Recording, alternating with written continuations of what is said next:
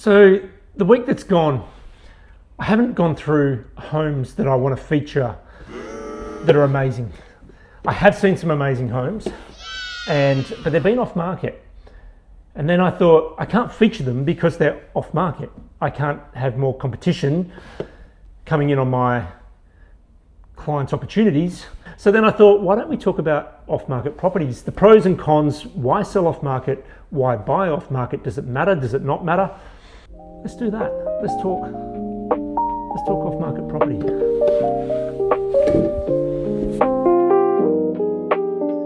So think of off-market properties like this laneway just here. The narrower the laneway, the fewer people are contesting. The rest of the market sits out there, sits out there. That's the on-market stuff. The off-market, sitting in this little narrow space. So when you're operating in this space, in this domain, this is the seller's domain. As a buyer, you're basically being invited in through the sales agent's network to operate into this space. Now, there might be more buyers that are also being invited in. It may not just be you. Ideally, it's just you, and that's what I ultimately push for with my clients, to find those really narrow laneways. But once you're in this space, the rest of the market don't know about it. So this is a privileged position to be in. However, when you're in this narrow world, the sellers set the precedent of what is suitable for them, what they want. They're controlling the gameplay ultimately. So why then, what's the attraction for off-market properties, and why do buyers agents trumpet this as part of their campaigning to get new clients, access to off-market properties? I think the fundamental thing here is the psychology behind it. It's the being in on something that other people aren't. That's how luxury, the world of luxury exists. It's a few things for a few people.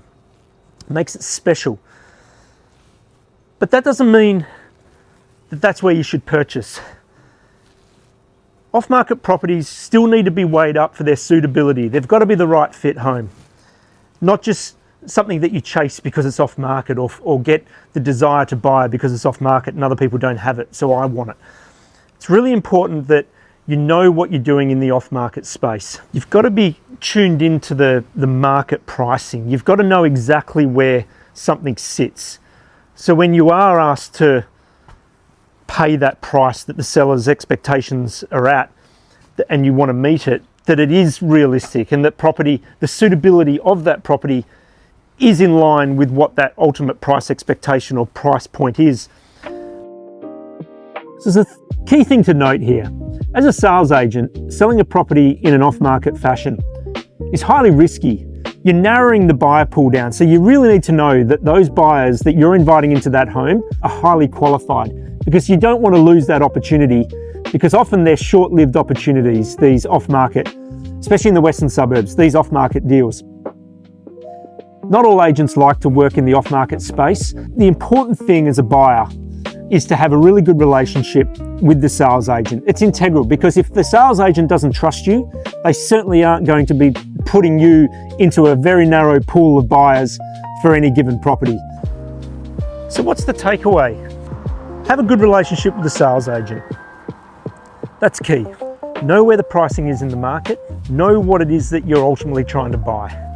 You've really got to understand your brief and know what's important to you. So if you do find that property and are asked to push that extra to purchase it, that it makes sense for doing so. And lastly, just be prepared that it may not go as smoothly as what you think it will. You may have to be flexible. Have a bit of patience. Respect the sellers, respect the sales agent, respect the process. And then you'll get rewarded. Have a good week.